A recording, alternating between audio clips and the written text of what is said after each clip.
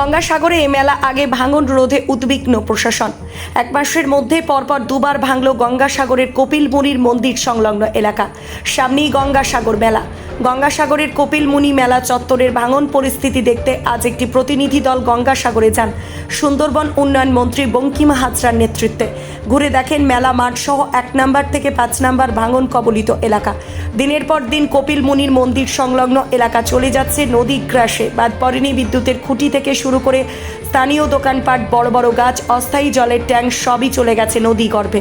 সেচ দপ্তরের principal secretary এবং সেচ দপ্তরের ইঞ্জিনিয়ার সহ অন্যান্য আধিকারিকরা গঙ্গাসাগর কপিলমুনি মন্দির চত্বরের ভাঙন কবলিত এলাকাগুলি ঘুরে দেখে একটি ব্লুপ্রিন্ট তৈরি করলেন। পরবর্তী সময়ে পরিকল্পিতভাবে পরিকল্পনা মাফিক কিভাবে এই ভাঙন প্রতিরোধ করা যায় তা নিয়ে আলোচনায় বসবেন।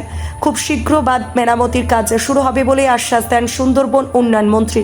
তবে এইভাবে যদি একটু একটু করে ভাঙতে থাকে কপিলমুনির মন্দির সংলগ্ন এলাকা, তবে মেলার আগে কতটা ভাঙন রোধ করা যায় তা নিয়ে যথেষ্ট উদ্বিগ্ন রয়েছে প্রশাসনিক আধিকারিকেরা। বলেছে যে যখন হাড়িভাঙা চড়া ছিল তখন কিন্তু এই জায়গাটা কোনো কিছু ভাঙন হয়, এমনি হাড়িভাঙা চড়াটা টোটালটা ওয়াস্ট আউট হয়ে গেল। জম্বুদ্বীপে চড়াও যখন ওয়াস্ট আউটের পথে, সেই হাড়িভাঙা চড়ার থেকে অব্যবহিত পরেই যখন টোটালটা ওয়াস্ট আউট হওয়ার পরেই আমাদের সাগরের উপরে এসে আঘাতটা পড়ছে।